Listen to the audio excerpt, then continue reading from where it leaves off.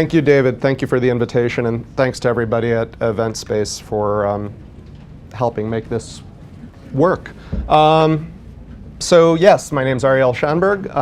I've been the Executive Director of the Center for Photography for the past 10 years. How many of you are familiar with CPW? Good. Every year it gets a little more and more, which is partially my job. So I'm doing an okay job.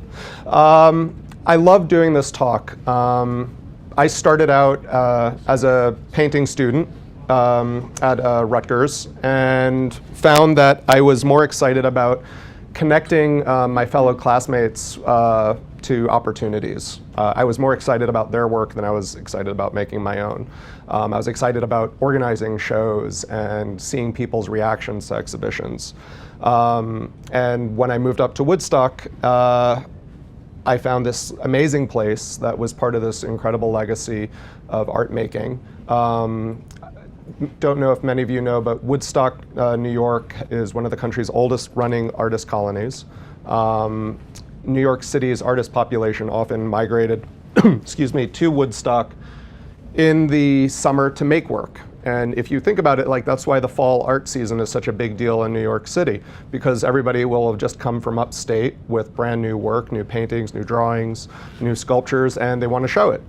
So there's this very nice history connecting Woodstock, the Hudson Valley, and New York City proper. As a center, we present exhibitions, we offer workshops, we offer residencies, we have access to professional workspace. We had published a publication called PQ, which is sadly on hiatus. We give an individual artist grant upstate New York. Basically what we try to do is serve the needs of artists working in photography and related media. This talk, Getting Known, Being Shown, is a condensed version of what's a two-day workshop that I've been teaching now for about 11 or 12 years. This year and last year I taught it with Phil Toledano. How many of you are familiar with Mr. Toledano? Excellent. Phil is a former art director and photographer who I think is just remarkable in the way that he's been able to market himself and be successful on a fine art level and a commercial level, and really intuitive in terms of how he's branded and worked himself into the art world. So the first question of being, wow, this works so nicely. And actually the last time I taught this workshop at CPW, the one feedback comment that I got more than anything was get Ariel a new laptop. So you're actually the beneficiaries of that, those comments, because I got a new laptop. CPW focuses primarily on working with emerging artists, and emerging does not mean young. It often gets kind of paired that way, but I like definitions. It's like a place to start with, literally. So what is emerging? Becoming apparent, important, prominent, coming into view. So the essence of a lot of this talk is how to get yourselves into view, how to get yourselves seen. You can be working for 2 years, you could be working for 15 years, 20 years, you can have been slaving away for things in obsolescence, and you have all this pent-up emotional thing, but at the same time, you're starting from scratch. This is like a whole flip side of the process. So from the get-go, success can be defined in many ways. You guys aren't looking to get to the same finishing line. What the race is, what the path is, what success might mean for many of you is going to be very different things. So to be able to address everybody's needs in a conversation like this is going to be challenging. So I hope you'll accept some of the generalities of what we'll talk about. I'm happy to take questions when, I'll take a pause with each section and see if anybody has any specific relevant questions to themselves, and we all, I'm sure, will learn from that. But success really can be different ways.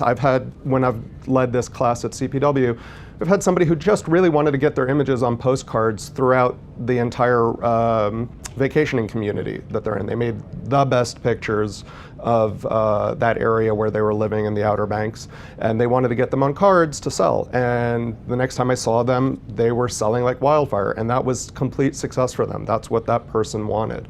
I've had other people, oh my God, I'm forgetting names. Not good. I've had former students who've gone on and it was about getting a book published, or it was about getting into New York City Gallery, or it was about getting financial support for their projects. So success can be very different things for each of us, and it could be success has got marks and points as we have our long career. So you've been reading these as I've been talking. So the second one's a truth I personally think we all have to accept, which is that ultimately making photographs, this is not about making millions of dollars. Go to Wall Street, go into another industry. I think if you're going to make art, work in photography, that this is about, first and foremost, about creating something that rewards you on an emotional level, on an intellectual level, on a spiritual level, is about wanting to share something with the broader world that you see that is unique to your vision. If you are constantly looking at it as like, well, how many hours and dollars have I put in, and how many hours and dollars I put out, you're going to be very depressed.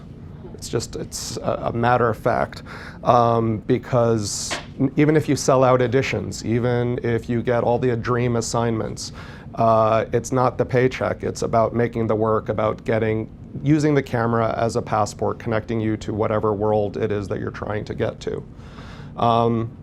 Another thing that's important, and this is literally right now, I think this is one of the amazing things the event space has done for the past few years, is nurtured community. You're part of it. People are sitting to your left and right, in front of you, behind you. This is not your competition. This is your community. And I think this is one of the things we try to really promote at CPW, is that really it's working together that we can carry each other forward. So it's not like if you know about an opportunity, you don't want the person next to you to know about that grant opportunity or that exhibition competition, because they might apply to it too. I think that it's just that kind of negativity. My God, I'm starting to sound like a Woodstock guy. That's like so negative, man. It's like, don't go that way. But truthfully, this is your community. When you're down, the person to the left and right of you is going to be somebody who can pick you up. The person to the left and right of you is going to be looking for something. You might know the perfect place for them to do it. So you are as valuable to each other as what I traditionally refer to as the person on the other side of the table, the curator, the editor, the gallery owner, etc. When it comes to this being our art making, this is, for many of us, this is our dream. This is our creative passion.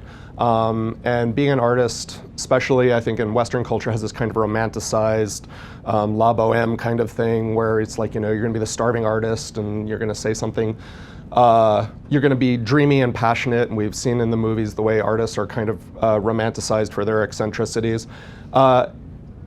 Still, you have to be professional, and I find this a lot with people who I know who are incredibly competent business people, lawyers, doctors, judges, shop owners, etc. But their artwork, their photography is on their side, and when it comes to that, they forget all the rules of negotiating, of business dealing, of how to follow up,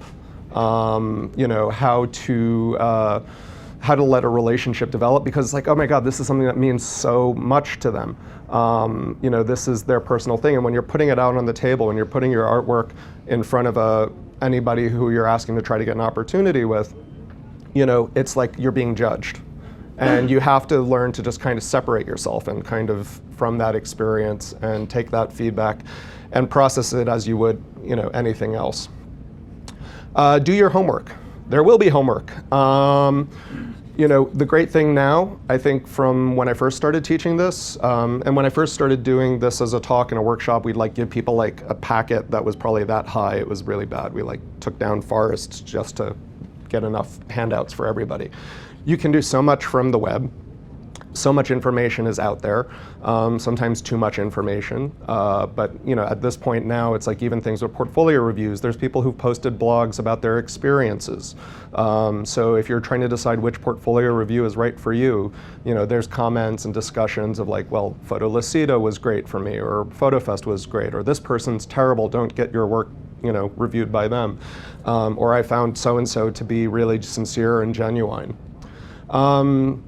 The other thing is thinking long-term. I often bring up the case of a photographer, Lisa Robinson, who, when I first started working at CPW, she had submitted work as a graduate student. And This was back in the day of slides, and we took the slides out from the sheet, from the package, looked up at the light, and we liked what we saw. We looked at them more, but we couldn't close the deal on it. So we wrote to her, we said, we wanted to hold on to your work, we'll be in touch. 6 months later passed, she checked in with us, she sent new work, and we were like, well, we're not convinced, we don't feel anything, we're gonna send you everything back, but please sincerely keep in touch. 2 years later, she sent a new body of work, which were these incredible snowscapes. And we ended up publishing a few of them in our magazine.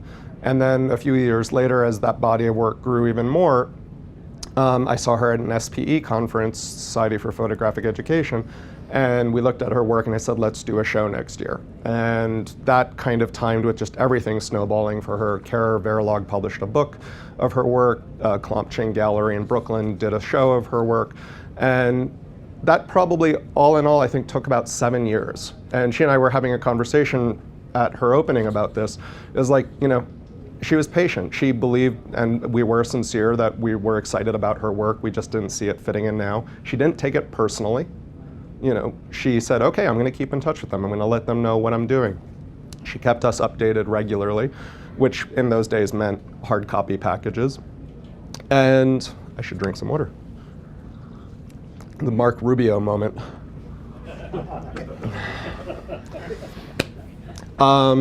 Sequester anybody?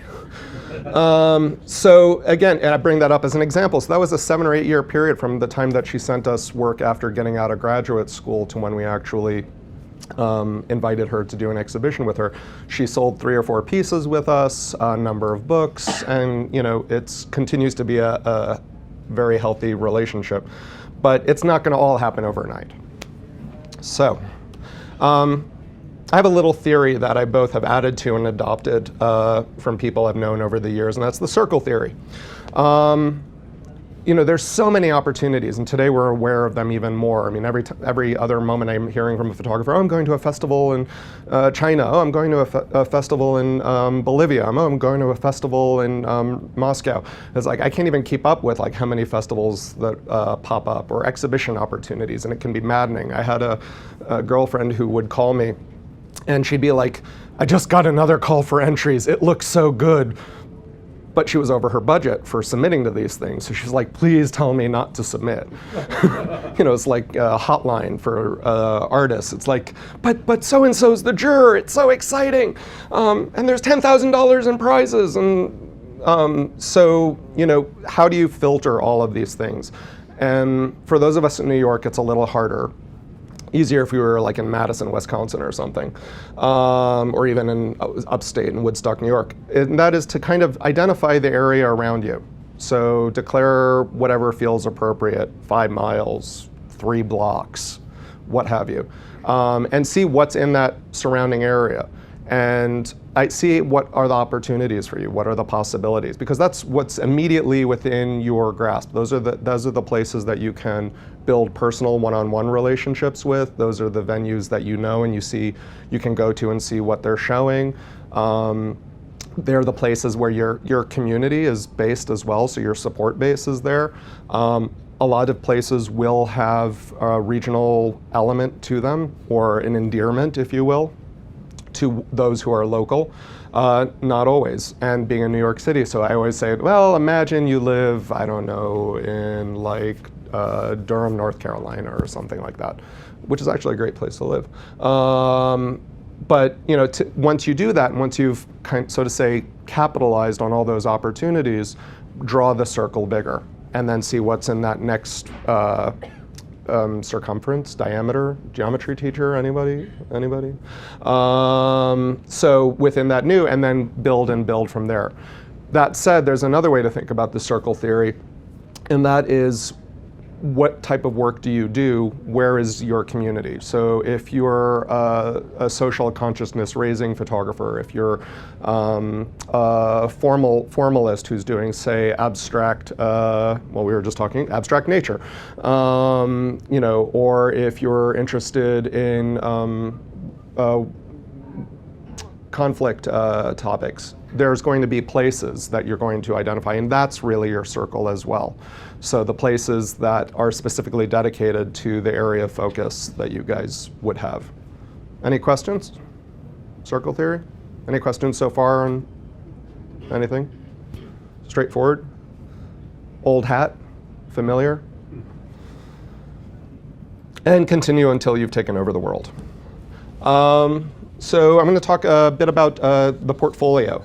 I think this is an area where a lot of us kind of get confused insofar as like what's the best step to put forward.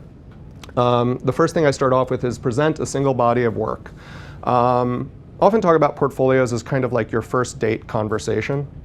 And the last thing you want to do on a first date is, tell the person everything. That's just way too much information. It's impossible for them to get a real grasp and sense of who you are. So showing them, just a small slice, giving them a window into who you are, and theoretically, leaving them hungry for more is what you want to do with your portfolio. So keeping it cohesive. Editing, sequence is important. This is like, these are all your babies. All your images are your babies. So it's like, how do you say, well, you're good, you're not? And often it's not about saying you're not, it's not that you're good and you're not, but that you're key for this format, for this presentation. And your portfolio is going to look different from experience to experience with if you're meeting, say, a magazine editor versus a gallery owner versus an art dealer who's working with commercial clients. So it's not a fixed thing, it's constantly changing. Get outside opinions. This is again what the community aspect is about.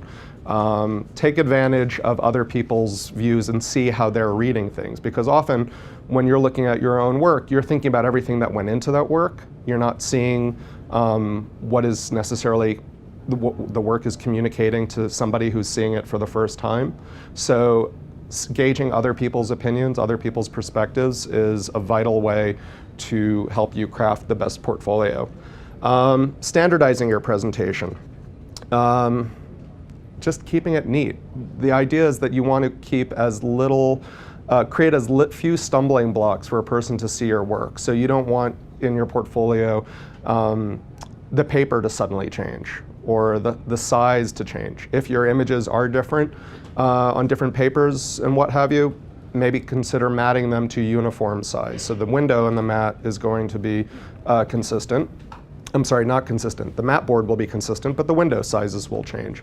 Again, that just gives the viewer one less stumbling block in terms of being able to process your work. If you're making really large prints, this is always, I'm kind of happy this craze is over, but at events like PhotoFest, a portfolio review event that happens in Houston every 2 years, it seemed like everybody owned a 44-inch printer, and they were all printing that size and bringing like 10, and it was insane because the tables were really never bigger than like 2 of these together, and you're like, where are we putting this? And as you see a ding appear, you're like, well, there's $200, $300 out the window per print. So I always suggest to people, find a manageable portfolio size, but if you're insistent that your work has to be experienced on that large scale, bring one, so then that way, this does 2 things, and they're almost opposite from each other. One is that you're showing people what it looks like big, so that they don't have to use their imagination. And I think I gave a portfolio review to somebody once, and I would ask these questions about the work, and her response was, well, it's not an issue in the larger prints. And we went after like 5 or 6 prints, and I kept getting that, and I said, well, I don't really feel like I can have a conversation with you because I'm looking at work that's not the work I'm supposed to be looking at. So had she brought even just one, I would have had a sense of what she was addressing. That one didn't go down too well. And then leave them hungry for more. In other words, don't bring 60 or 80 photographs. Bring, depending on, and this is part of doing the homework, checking the guidelines for how many people might want to see. But I strongly advise never bringing more than this number might sound familiar to people, no more than 20 photographs. If you're going somewhere where, maybe you want to, the body of work is just that much larger and there's more work you want to show, sometimes being subtle, being discreet, taking a piece of archival foam core and putting it as a spacer after the first 20. So that way, if a person is really interested in looking more at the work, they can go past that. But then that way you give them the opportunity to kind of say, no, this is good, I've seen enough, let's have a conversation about that. Any questions on portfolios? Yes. Yes, you mentioned that you should target the portfolio based on who you're presenting it to. The problem is that on reviews, as you know, you have one person that's an editor from magazine A and C, you have somebody else who's a curator, you have different people coming. Yep. So do you then recommend bringing different sets of portfolio images for the different people will do that. They'll bring, a portfolio that they're more interested in showing the person, person A versus person B. I'll have that where somebody will show up at my desk with like 3 boxes and they'll show me 2 of them. I'm like, well, what's the third one? They're like, oh, I didn't think you'd be interested in that. That was more for my like stock photography portfolio or something like that. That said, I think too much attention, so I'm going to almost contradict myself. And thank you for bringing the question up because I want to contradict myself. I think too much time is spent trying to figure out people like me. Like, what do they want? What do they want to see? I think it's the most important thing you can do, the greatest gift you can give to people like us is to give a portfolio that's authentic to who you are, that is sincere to who you are. Doing that is going to give us an idea of who you are. And maybe it might not in the end work out between us, but we might have a friend, a colleague, for whom that body of work, because we all talk to each other. I know what other people are working on. At the center, we get emails constantly from publications like The New Yorker saying, we're doing a story on this. We need a photographer whose work can cover X, Y, and Z. If you have any recommendations, please let us know. I just sent out an email to a number of colleagues this morning for a project I'm working on, asking for artists who are doing a certain thing. So giving us a clear, solid impression of who you are rather than feeling like, well, I tried to be this, or I see that if you're meeting an editor from the New York Times Magazine, oh, you guys publish work like this, so here's some images that look like Taryn Simons, here's some images that look like Eleanor Carucci's, here's some pictures that look like Dan Winters. I can do all of them. That's not going to excite that editor. They're going to be excited when they see something that's pure and direct from who you are. So that to me is always the best impression. Whether or not it ends up working between us, you've embedded yourself in my mind. Yes? In terms of standardizing your portfolio presentation, say you have 20 photos presented, half of which are horizontal, half of which are vertical. In the past, I've tried to include the same portfolio. I can sense the frustration of the viewer when they have to angle their body differently to view it. So would you suggest 2 simple? God, we're lazy. We're so lazy. You are. I would emphasize the importance of the sequence. And if the sequence justifies the transitions, my personal opinion of my peers would be get over it. I think that's it's more about the story you're telling in whatever time we have together that I'm going to remember. The movement and the understanding and the maturity of how your work works well, rather than, oh God, that, I hated the fact that we had to go from like this to like this to like, we could use exercise anyway, most of us. Can I quote you on that? I've actually been quoted as saying curators and editors are lazy, so don't make us use our imaginations, which is why I say bring a large sample of the work. It's like we want to see it right away. I don't want to imagine. On the downside, I've chosen work from looking at somebody's portfolio online and not seeing the actual exhibition prints, and that was a big mistake. Because what looks good on a screen looks different when an artist chooses to blow them up to 30 by 40 on Hahnemühle paper. Yes? slides used to be the I miss facto. them. You miss them, yeah. Yeah, because you hold up a CD or a DVD and you just, You don't see nothing, very much, yeah. nothing. So how do you differentiate the portfolio presentation? Galleries, it's about prints. It's going to be about, you know, seeing something as close to what you would be wanting them to put on the wall. You know, showing it on the paper that you would intend to show it at. This doesn't mean that they won't have their own ideas. I won't name names, but I know at least 3 instances where a photographer got signed with a gallery and then the gallery changed their prints from inkjets to Ciberchromes, and in another case, the images had a very specific feel and structure that was almost handcrafted, and they were turned into digital C prints. And the previous editions, they were told to strike them and start all over. So it doesn't mean that, you know, they'll fall for you and then take you as you are. For publication editors, for, you know, who are thinking more and more, less and less about print and more about online. An iPad has been, you know, kind of become a de facto, or a laptop has become a de facto place to experience reviewing those images. I saw a photograph of a portfolio review event that was particularly within the media world. So there were really no galleries, but it was like everything from like ESPN and Major League Baseball to People magazine and various high-end fashion publications.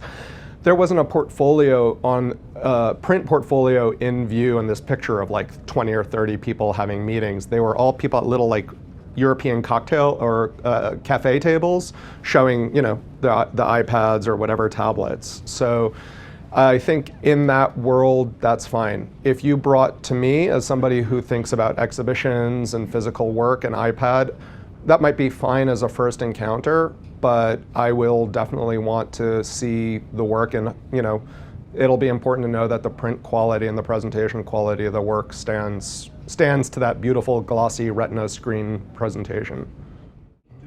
Are there physical books Mm-hmm. that people drop off with editors for them to look at and then return back to you at a later date? Do they do that anymore, or do you need to eventually just through email and mailers eventually, you know, score an appointment and then you bring your iPad? It really depends on the person. I can tell you that as a venue, when we get like, please look at my website emails, I don't look at them. I just automatically delete them. And I reduce it to this argument. So a solo exhibition costs us between $8,000 to $12,000 to produce.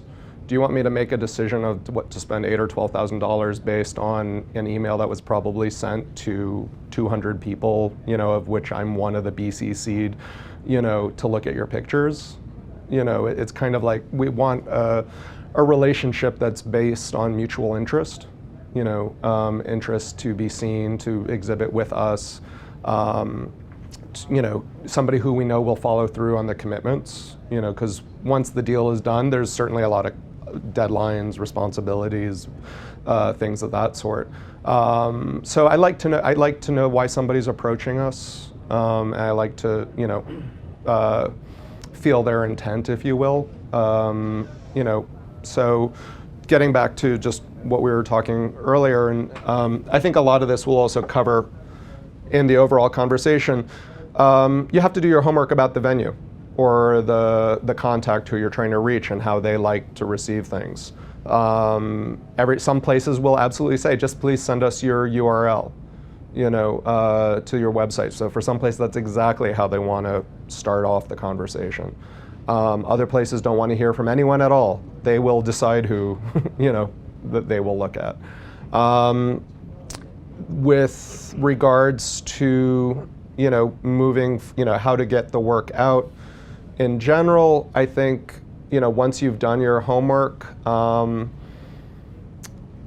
you know, that's that first introduction, you know, and it can be in many different ways, but, you know, having somebody recommend you reach out to that person, I always give, you know, much more credence to somebody who's saying, or somebody who will call me, and I do this all the time myself, is it all right if I send such and such photographer, you know, your way for you to talk to? I think you guys would really benefit. I will always give, somebody who's taken the time to think that I'm worth, it's worth my time to look at somebody. I will absolutely give that, priority over something that comes in unsolicited. Somebody who will, send a formal package that will communicate,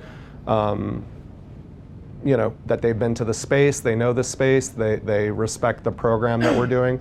And I don't mean this to say is, please, blow smoke up our dress. It's not that kind of thing, but it's like, that, okay, they know us, they know what we do, they know what we're capable of. They understand why they want to show with us. So getting something like that will lay down an impression. Towards the end, we'll talk about different out-of-the-box solutions, but I think there's also, the most famous story is Ryan McGinley. Does that name ring bells with anybody? Okay. Ryan McGinley is the youngest person to ever receive a solo exhibition at the Whitney Museum. I think he received it in, I want to say 2000, maybe earlier than that. Ryan McGinley basically made a zine and sent it out to the 150 or 200 most important photo people that he could identify. And this is pre-internet, so he was really doing a lot of legwork, or prevalence of websites, I should say. And he caught the eye of the then photo curator at the Whitney Museum, who did a studio visit with him. So thinking of marketing pieces, which maybe answers a little more to your question, being innovative in terms of catching a person's attention is a valuable way before you ever get to showing them the portfolio on the iPad or the print portfolio. So if you were to be old-fashioned and send in an artist packet, because now I will not look at a web URL. And if anybody here has sent me a web URL unsolicited, I apologize.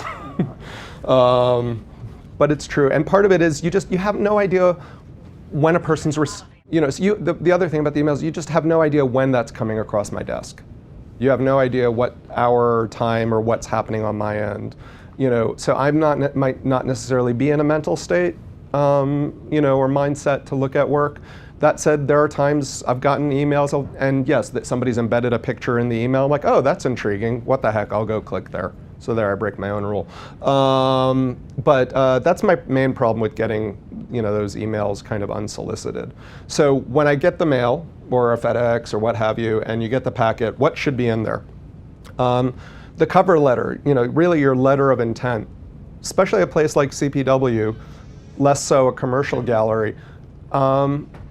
We do so many things, and we get, so many people sending us work on a daily basis.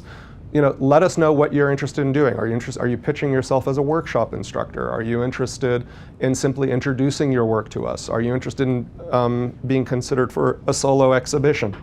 Why are you contacting that place? There's absolutely nothing wrong with saying, I'm very interested in introducing my work to you with hopes of being included in a group exhibition or possibly considered for a solo exhibition.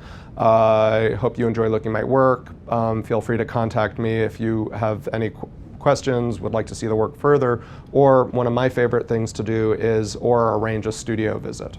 I think studio visits I bring this up more at the end, is a tremendous opportunity to really bring a person into your mindset as an artist. To see where you work creatively, to see how you think about your work, where you produce your work. It's a lot better than us looking at it on our dingy computer screens, or as we often do, projection. Your resume or a narrative bio. Resumes often freak people out because they're like, I haven't done that much, I'm emerging. So, just that's totally fine. In a case like the Center for Photography at Woodstock, that's exactly what we're looking for. Somebody who is at the beginning of their career. But, keep it to your art experiences.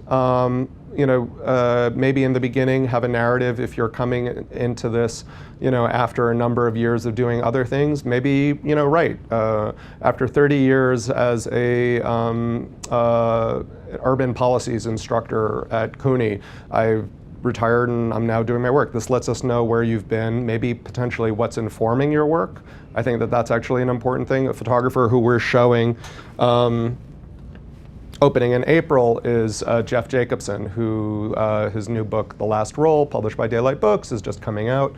And Jeff was an ACLU attorney who had passed the bar and went on a fishing trip with a friend and picked up a camera, and just literally like taking a few pictures on that trip changed his life and redirected his life. He later became a member of Magnum Photos, as well as a number of other agencies. And you know, I think knowing what Jeff did before he became a photographer makes his pictures even more interesting. A photographer like Alex Webb, as an undergraduate, studied history. You know, suddenly knowing that he's a student of history and of the world makes his pictures, I think, far more interesting in terms of understanding what compels him to travel around the world and look at the things that he does. So let us know that. Let us know what, you know, who you are and what makes you you. Because we're dealing with CDs or DVDs, for those of us who remember slides, when we'd get a slide submission, we'd open it up immediately and we'd look up at the light, and if we were excited by any clue of what we saw, we'd go to the light box and we'd put the slides on it and we'd look. Like I said, CD, DVD, kind of hard. I often encourage people, if you have the capabilities to like imprint an image on the top of the CD, just something to get the person who's receiving it excited. If it's in a case, put a cover on it, you know, with one of your images. The other reason, of course, is things get jumbled up. So you want to hit us immediately. It goes, that phrase again, don't put any stumbling blocks between me seeing and getting excited about your work and your submission. So doing something that gives me a visual clue. One of the things that frustrates me more than anything is when I get business cards from photographers that have no image on it. You know, they might be really well designed and like have nice fonts and maybe be imprinted, but I'm like, you're a photographer. Your business card, and I've got stacks of business cards, like literally this high, make a little city on my desk. My staff think I'm crazy. And I wonder, I'm like, you know, I look at some of them, I'm like, I have no idea whose work this is. You know, I vaguely remember the name, they handed it to me at an opening or at a festival, and they're like, oh, I'm sorry I didn't get to meet you, this is my card. You know, yes, your website's on it, but what's gonna make me wanna go look at your website? Well, if on the back side is an image, even a detail of something, it's like, boom, I'm excited. I remember it, and I'm drawn to wanting to go to your website. The SASE, self-addressed stamped envelope. You know, these days it's kind of like, we just had a call for submissions. I think we had about 270 submissions, and I think we have about 20 people actually included a self-addressed stamped envelope. Humorously, every person who got selected did, but we're not mailing their work back now, so we handed them back their envelopes. I like the self-addressed stamped envelope for one reason. It says, I want to hear back from you. You know, it says, communicate with me, let's build a conversation. I don't take it personally if they don't, but that's what that always kind of symbolized to me, was, you know, this matters to me. If you don't want my materials, don't just throw them out, you know, even though postage now probably costs more than it did to burn on the CD or DVD. The other thing that I recommend outside of those specific things is, you know, press clippings, maybe a sample copy of an exhibition catalog. If you've done self-publishing and you have a little catalog of your own work, seeing it in a different format, seeing it sometimes something that's under the imprint of a different institution. One of the first shows I curated, there was an artist whose work I was really excited about, but I wasn't 100% sure on it. And he included a catalog from an exhibition he had in Boston, and I said, you know what, I'm gonna take this home and read the essay. And I read the essay, and I was completely blown away by the work. Bottom line was the work came from an intellectual inquiry that I wasn't familiar with, and the essay really explained it to me in a way that better than the artist statement did. I don't have artist statement on there. That's bad. We'll talk about that. But it really helped to hear from a third voice, you know, and again, sometimes I said this, like, we're lazy, we don't have an imagination. Seeing that one of our colleagues, somebody maybe that we respect or admire, or a venue that has, you know, supported your work, is sometimes like that just sends off little fireworks in the back of our head to maybe pay a little more attention. So somebody didn't include artist statement. How many of you, like, for you, artist statements are like baffling, nightmarish experiences?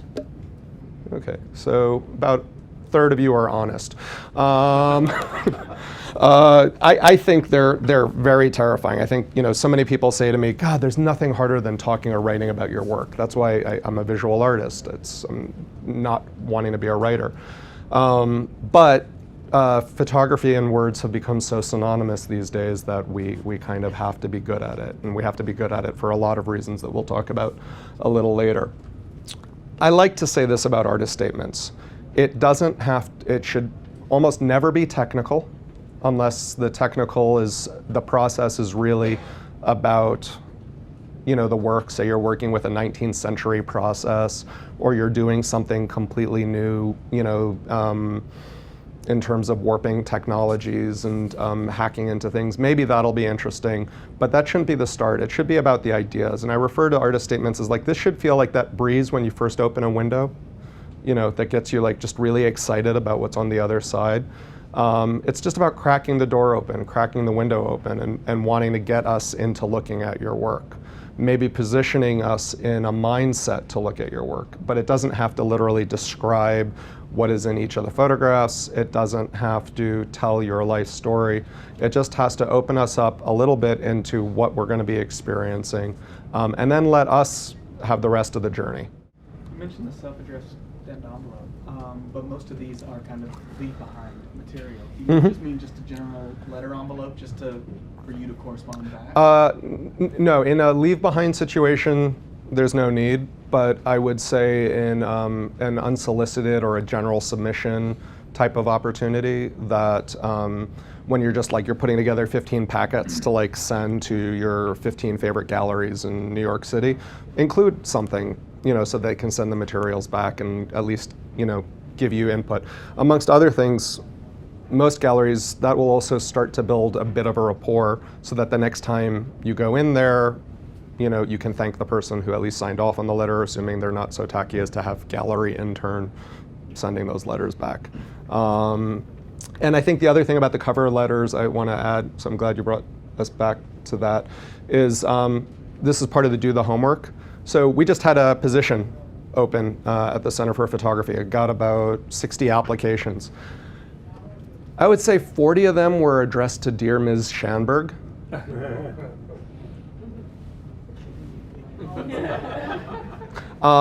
Do your homework about who you should be communicating with. There's nothing wrong with calling, say, a gallery and, you know, saying, to whom should I direct this? You know, to whose attention should a general submission be directed? You know, a lot of galleries, there's the person whose name is on the name of the gallery, but maybe there's a gallery director who's actually handling those things now. I hope this doesn't come off in bad taste. You would not want to write to the Bonnie Ben-Ruby Gallery now and say, Dear Ms. Ben-Ruby, Bonnie passed away 2-3 months ago. The gallery is going to continue on probably in her name, but you'll want to send it to the gallery director. So just doing a little homework, and usually this can be done just off the websites, as to who things should be addressed to. And if you're not sure if they're a Mr. or Ms., just use their first name. I did interview a few people who wrote Dear Ms. Shanberg just for the kick of seeing their expression when we met. They're like, oh God, I'm so sorry. I'm like, trust me, it happens all the time. The best was in camp when I would be assigned my bunk as a kid and it'd be like, oh, you go to G12. And I'm like, cool. And then I'd get there and everybody would be like, no. Ariel, though, is a woman's name. Yes, it's fairly ambiguous. But, you know, try being a camp counselor the summer The Little Mermaid came out. That was fun. So pricing and editioning. Any other quick questions on the artist packet? For the photographer whose works embody a variety of content, Mm-hmm. do you suggest that they pick one a body of work and submit that as part of the artist package, or should they reveal the fact that they are actually dealing with several subjects, several themes, several Yep. visions? You know, I always advise, that you can bring forth what are your overarching interests, but start off with one project. There will be, if there's interest, there will be time to get further into it. I will say that I know publishers, gallerists, etc. Like if you've got one body of work and you're showing up with the 12 good pictures you've made, and this actually happened to me when I was more pursuing a career as a visual artist rather than an arts administrator. They're going to tell you, this is great, this is exciting, come back in 6 months, because they need to know there's depth. I know one gallery that an artist they were very excited about, I was too actually. They gave her a show, it was a very big splash. The work sold, she got written up in a lot of different places. That was it. She had, there was nothing else, and the fact that there was nothing else made it very hard for her to even, go to the next project.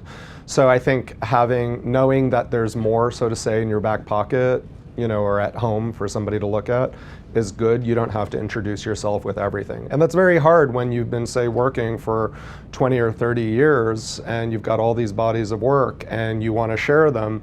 And you're kind of having to go against your impulses and be kind of patient and say, well, this is what I'm working on. And in that regard, I usually advise people to start off with what is the newest work. Because if you're introducing yourself as an emerging photographer to somebody, and emerging, again, this is purely within the context of professional career, not actually what you've been doing. To show them that you're active now. And then that the fact that there's a great trove of history. Somebody like Konstantin Manos, Magnum photographer who's in his late 70s, I think he actually might have just turned 80, is now going into his archives and looking at and printing work that hasn't been seen, almost for him since he shot it when he was 19 or 20.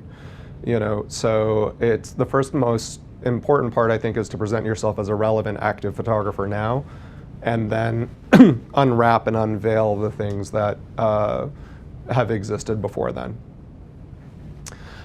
So pricing and editioning. A few good pointers. I made this mistake. I had a painting. Somebody came into my studio. They really wanted it.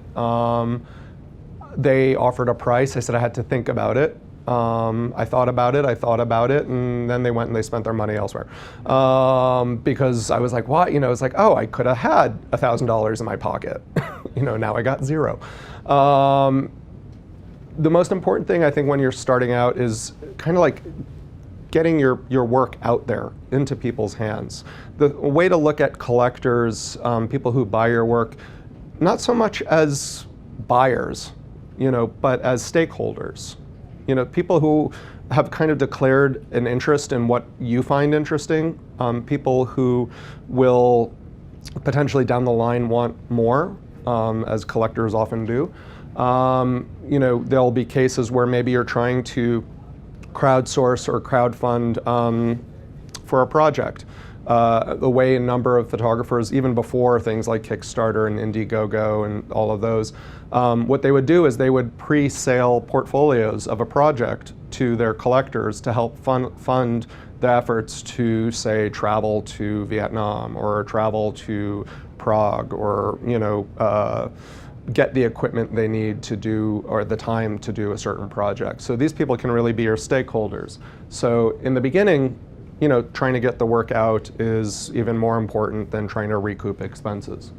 In which this also speaks to considering the value of placing your work in their hands.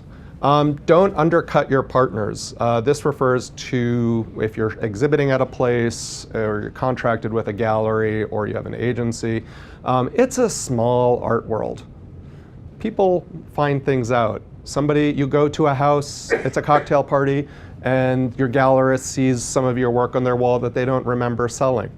They're like, oh, where'd you get that? Oh, I got it out of their studio. They sold it. They're like, oh, did they? I never got a check for that.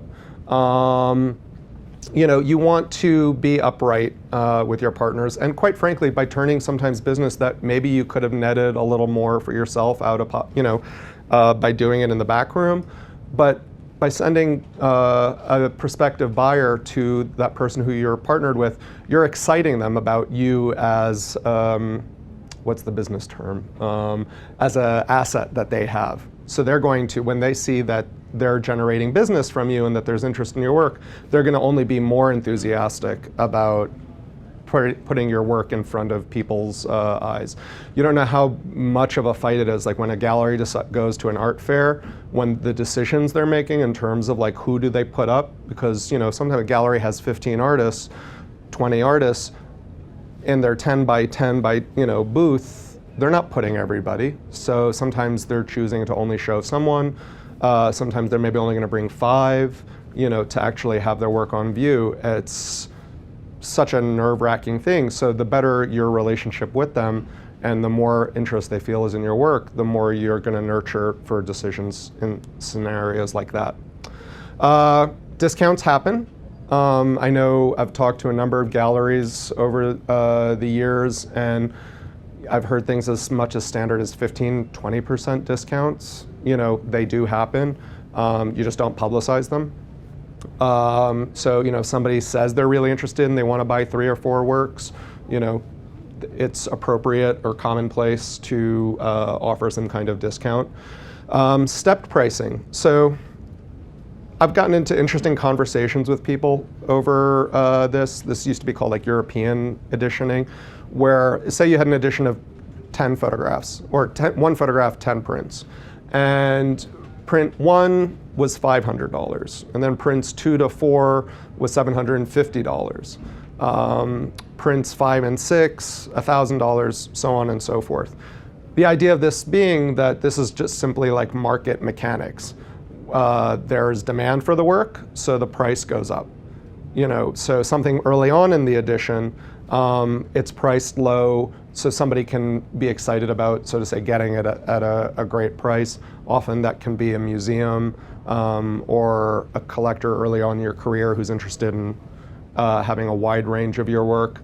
And then as the edition becomes more and more scarce, you're benefiting. Because what was happening to a lot of photographers, they were, and artists who work in multiples in general, they were selling the edition, say they sold everything at like $500. So they made $5,000 on that image. That was great. But then they'd see it go on the secondary market, and suddenly those prints are selling for $1,500. Well, you're not seeing any of that. So as this works, not everybody sells out complete editions. We all can't be, super successful in that regard. There's not enough collectors. But the idea being that, you as the artist are benefiting from the popularity and the growing popularity of your work. Another scenario, and I will qualify that the person who presented this as an example to me was using Irving Penn as the case study, so there's only really one Irving Penn. But what Irving Penn did with his work was he would, say, release 2 or 3 photographs in a year at a certain price, and then he would release maybe in 5 or 6 years that same image at a higher price. So there was only those existing in the market. So whereas you're saying in the previous example that you've got an edition of 10 prints, they're all in a box, and they're available for purchase, this is like, no, there's only 2 prints. And maybe in 5–10 years, I'll print another 2 of these. Again, not all of us can have as long and lustrous a career as Mr. Penn did, so I present that as a different scenario of thinking. And again, this shows you, it's like, what's this got to do with art? This is market principles and human behavior and how to create desire, sometimes, an interest in a vacuum. So editioning is a purely market-driven concept. But I do think it works for photographers in an important way. I see, and I know a lot of photographers of previous generation who don't edition, and they sometimes struggle with the constant demand of like certain images in their work. So they're always going back and printing that more and more. And of course that work there's a ceiling for how high you can price work that in the market that has no edition. But the other thing is, like, creatively, why are we making photographs? Why are we making art? You know, and sometimes being beset with, say, an edition of 100 prints, you're like, oh my God, I have to like lock myself in the digital lab, or I have to lock myself in the darkroom for like 2 weeks just to print all 100, you know, images or prints of this image. That's not why you became a photographer. At least hope not. You know, you don't want to feel like a factory machine, or you know, well, you get the idea. You know, you want to get to making that next project, you want to get to making that next image. So I feel like editioning will, you know, is another way of kind of saying, you know, it's done, I'm moving on to the next thing. Certainly. So how does it work in terms of signing and editioning your work in physical terms? I've seen a number of different strategies. You know, traditionally, it'll just be you'll physically sign the work with an archival pen.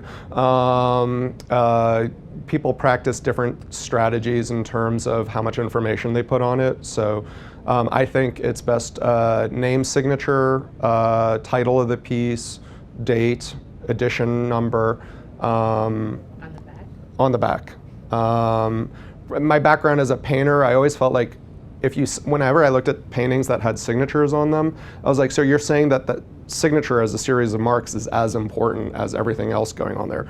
And whenever I see like a photograph where somebody's like matted it so you can see their signature and all that information, I'm like, is that important? Is that what's constituting value for this thing? And it shouldn't.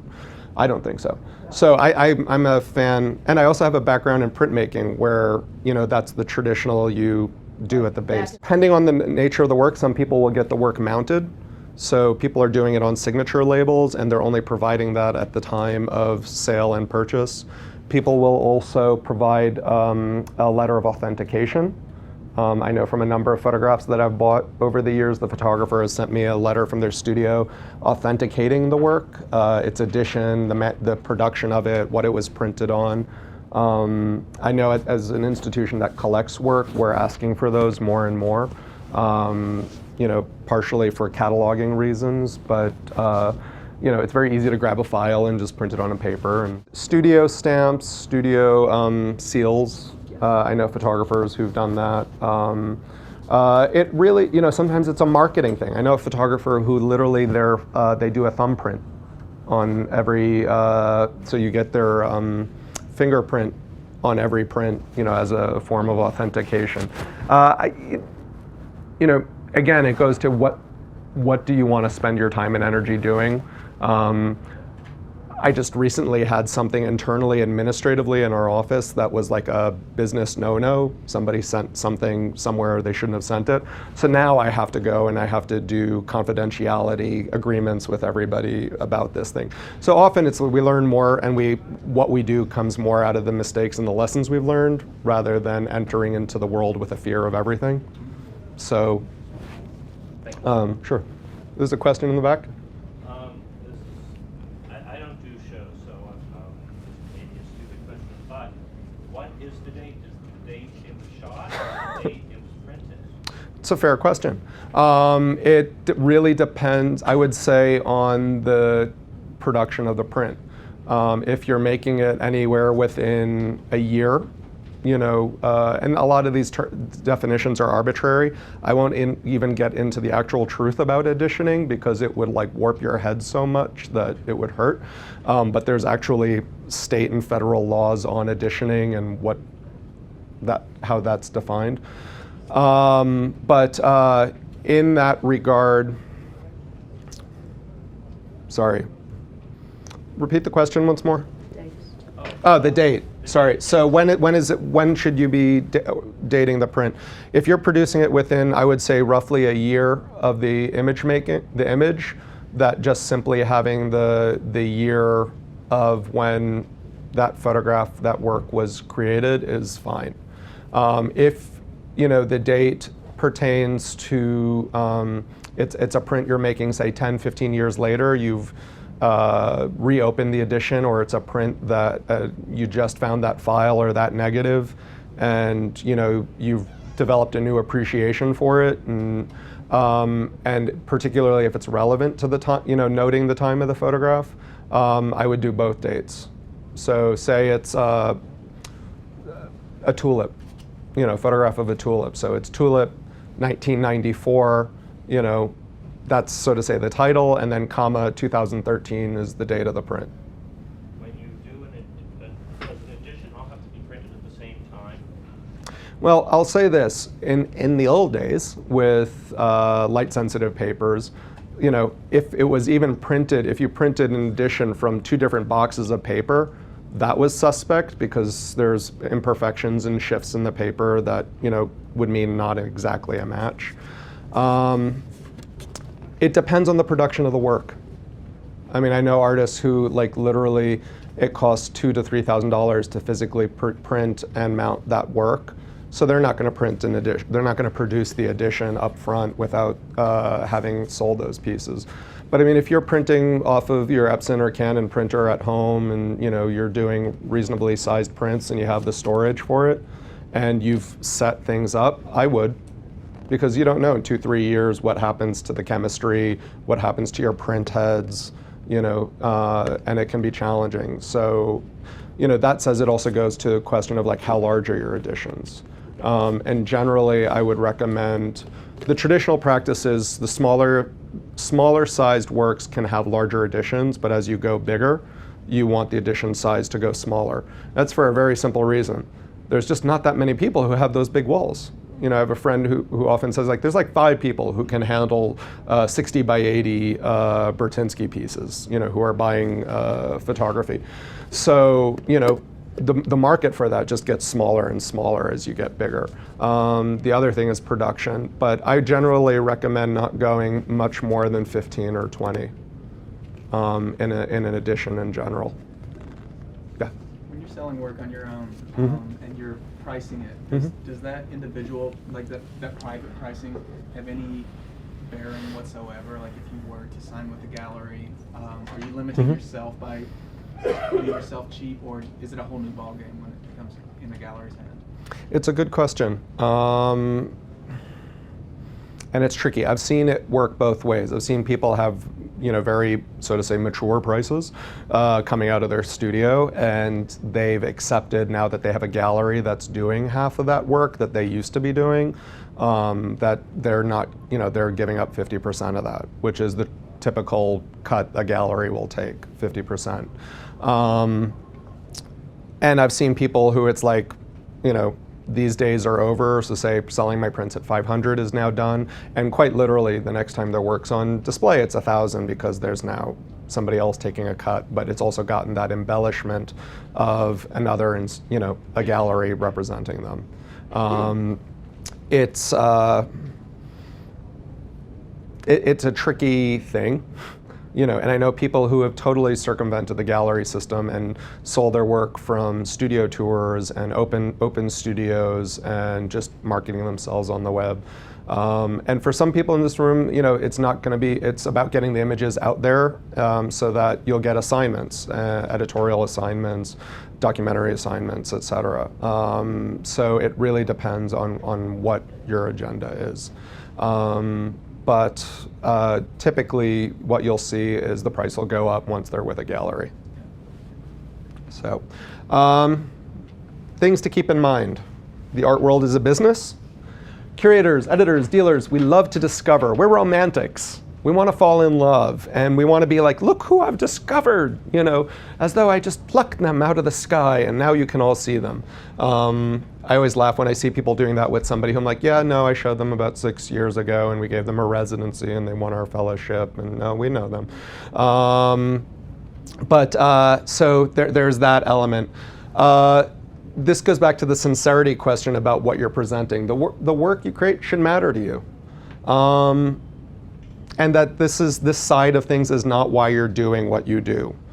This is great. The accolades, first prizes, being in exhibitions, winning fellowships, all of those things are wonderful. But you want to create, you want to tell stories, you want to share something that you see that nobody else sees. To reiterate, there will be homework, and there will be homework even once you've gotten into a museum, once you've gotten a gallery to sign you. It continues till the very end. sometimes even more, because I've worked with a number of photographers in the second halves of their careers. You're constantly re-educating people. Phil Toledano, who I mentioned earlier, told me a story of the awkwardness of he had Bruce Davidson showing him his portfolio when he was an art director. He's like, this is wrong. Why, I mean, this guy practically taught me photography just through me looking at his images. Why is he having to pitch me about me hiring him? But that's just the nature of the beast. And again, and this is just a motto I live by, sincerity rules. Be who you are. Don't try to be whatever is current. Don't try to be whatever is now. Just be authentic to who you are. That might mean that you're ahead of the curve. That might mean that you're maybe a little more old-fashioned. Being who you are is the most important thing. The field is so diverse. The types of galleries, publications, institutions, venues that are out there are so diverse. You'll find them. You'll find the right place to be, that will want you for being you. See, this is all about romance and relationships. Okay, any questions before I'm going to get into, so what's coming up next? I'm going to talk about different kinds of venues, nonprofits, commercial galleries, museums, publications, blogs. I'm going to talk a little bit about finding funds to support you making your work. And then we'll have hopefully some time for questions. So I'm going to move forward into nonprofits, which is my favorite. And what is a nonprofit? Mission-based organization, typically with a mix of programs and services that meet the needs of their various constituencies. Often emerging out of trying to serve those who aren't being served, provide a service that's not being offered. Our programs, typically within the photography world, cover a wide range. Some of us do more, some of us do less. CPW does all of these with a staff of 5 in a small, tiny building. And all of these, as I discuss them, I'm going to bring up positives and negatives. Positives, we're about you. We're getting public funding, private funding, federal funding, grants, contributions, in-kind support to follow our mission. So our first and our foremost focus is about serving the artists and connecting the artists. The staff tend to be high-driven, high-energy driven, often artists themselves. So we are your people. A lot of them tend to focus on emerging artists because that was typically seen, or artists who are working outside of the mainstream market trends. Because they are those who are not being served. We're often idea driven, so we love doing a project. We did an exhibition 1.5 years ago. It cost us about $45,000 to produce. We produced a live multimedia music concert. We painted the walls black. We carpeted our building. We moved walls. We had walls built. We paid for the production of banners to wrap our building. Without the expectation of selling anything, just the fact that we could be a vehicle to carry this artist's ideas forward and give him the workspace, if you will, to do something that nobody else would give him the support to do. Negatives, we have limited resources. So we have a video installation right now. My education coordinator happens to be really good at sewing. So she hemmed all these curtains for us to block the light coming into the space. We had an exhibition earlier where we had a piece on the floor. I happen to be good at carpentry and building things, so I built this nice little T-shaped rope fence around the thing. Neither of these things are in Lindsay's or my job descriptions, but we bring everything we have to the table. And it's a short-term work relationship, and I kind of clarify that. By that I mean we're not representing you. Typically, and I just had an email with an artist in resident last night. Our policy is once you've had a residency with us, you can't apply again because we haven't worked with all the artists that need there. We haven't kind of gone full circle, so we want to make sure that we're supporting as many individuals as possible. The same goes for generally our exhibition program. Once we give somebody a solo show, while we have from time to time over 36 years repeated people at different stages of their career, we probably won't give somebody a solo show again. They might appear in a group show. They might come back and teach a workshop. They might apply for and receive our fellowship award. They might donate to our benefit auction, which I don't know is how we're serving them, but you know, the relationship does continue, but it's not in the way that, say, working with a gallery or a museum that might be collecting your work long term. A few examples of not-for-profits, nonprofits. In New York City, you have one of the oldest camera club of New York. CPW is us. Some of us are bricks and mortar spaces. Camera Club offers exhibitions, workshops. They offer workspace residencies, so you can use their dark rooms. CPW I've talked a bit about, and FOCO is not literally a physical organization. They publish a wonderful magazine called Nueva Luz. And some of us, our missions are different. In FOCO's case, it's specifically to support artists of Caribbean, African, Asian, Latino, Middle Eastern, Native peoples, and other minority backgrounds. So there have historically been a place that has identified a number of notable photographers very early on in their career. Foam is actually in Amsterdam, so this model kind of exists not just in the United States, but throughout the world. Griffin Museum is in Winchester, Massachusetts. Griffin is interesting because they were founded on the legacy of Arthur Griffin, who was a Massachusetts, Boston-based photojournalist, sports photographer. So his collection and legacy is kind of at the heart of the place, but it's evolved into a much broader identity with exhibitions, book signings, workshops. They're the co-sponsor of the New England Portfolio Reviews, which is designed to give New England-based photographers the opportunity to meet professionals. Then you have Houston Center for Photography, Light Factory, which is in Charlotte, North Carolina, New Space for Photography in Portland, Oregon, Photographic Resource Center in Boston, and SF Camera Work in my favorite city, San Francisco. All of them are very similar in the kind of combination of publication, exhibition, workshops, access to workspace. Most of them are based in major metropolitan areas. So CPW has this kind of wonderful distinction of being one of the only rural, not-for-profit photo places. I mean, for those of you who haven't been to Woodstock, we're a town of 6,000. We don't have a traffic light. You do have ice cream. Ice cream? We do, Jane's. Now you do. Jane's is very good ice cream. And we have the Levon Helm Rambles, so even though he's not with us anymore. We do have those. Magenta Foundation is Canadian-based, and Slide Luck Pot Show. How many of you are familiar with Slide Luck Pot Show? Great. For the rest of you, it brings a potluck dinner and an evening of slideshows together.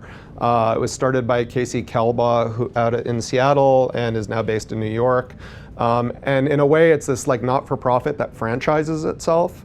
So I'll be making note of this at the end of the talk, but we're actually hosting our second Slide Luck in Woodstock in August. And it's an opportunity for people to respond to a call for submissions to send their images along with a music track that will turn into a visual motion slideshow that gets shown to a broad audience. It's a great way to build community. It's a great way to have your work travel. This is the other funny thing about as you build your career. Your work is going to travel so much better than you. It's like you can be in, like, I was in a slideshow in Tel Aviv and in Paris and in Amsterdam and in Belarus. Meanwhile, I'm like staying at home, like, you know, eating ramen noodle soup. It's like, if only my artwork had a passport. But Slide Luck's another, you know, mission-based, you know, to build community through food and through photography. ASMP is a wonderful member-based or not-for-profit that provides a lot of kind of professional resources, including portfolio reviews.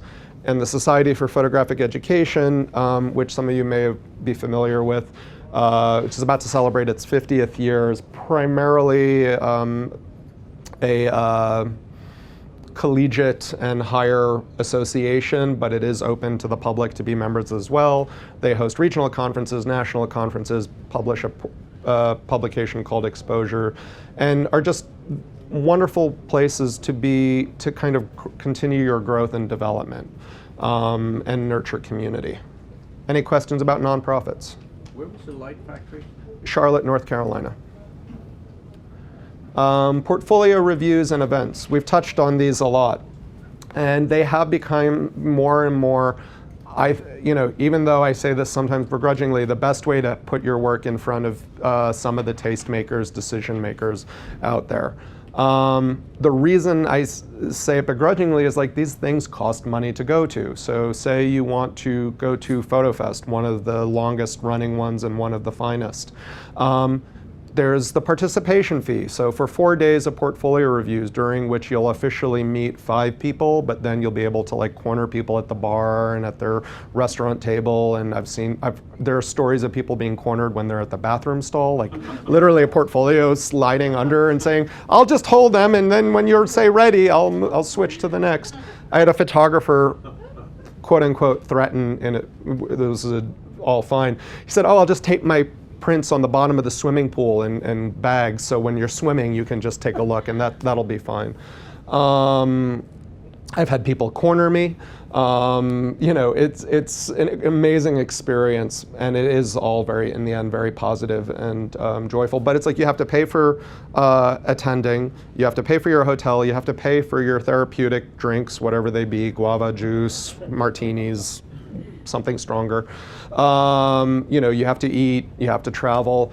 But, in those 4 days, depending on the event, you're going to meet people from that region. You're going to meet people from your own region who maybe never give the time to look. But we're at these tables, right? We're sitting on the other end. We have nowhere to go. Like we're in the mindset of looking at work. And that's somewhat the best time to get us, because it's not just knocking on the door and saying, "Hey, do you have time to look at my work?" Where, maybe so-and-so just found out that a deal fell through, or that one of their staff members are leaving, or that they're getting ready for an art fair. In fact, like this time of the year, don't knock on any gallery doors asking to show them your portfolio. They're all in like serious preparation mode for getting ready for New York City art fairs. So they're like not happy campers. But you're getting them really in this mindset, and I see people participating at these portfolio review events who I know never welcome seeing work in person, even if you dropped off your portfolio. So you're getting literally typically 20 minutes with them face to face, and it's an opportunity to really introduce yourself. It's speed dating, again, that whole metaphor. So you're sitting down, you have the opportunity to tell them about your work, you have the opportunity to show them about your work, and get feedback. When is the right time to go to a portfolio review event? Ideally, it's when you have a significant amount of the work done that you're ready to put it out there into the world. It could be to show it as a finished product, but it could also be to get feedback. For a lot of us who had the fortune of going to an art program or take art classes, we all know about crits. We have that community of like getting feedback and getting input. A lot of us don't.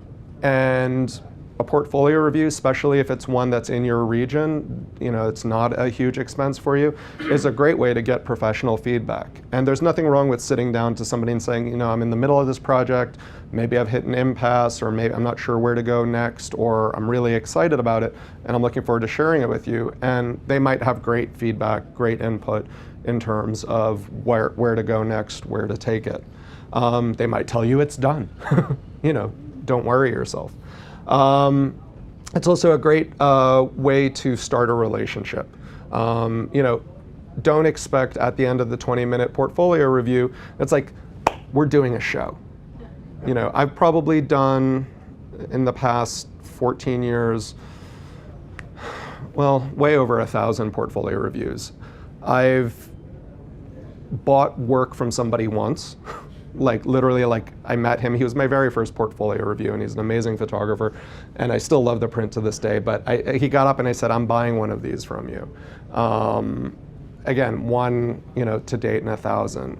I will say that what happens is in hearing what drives a person to make their work, to see the prints in person, is such a deeper imprint in my mind about the work.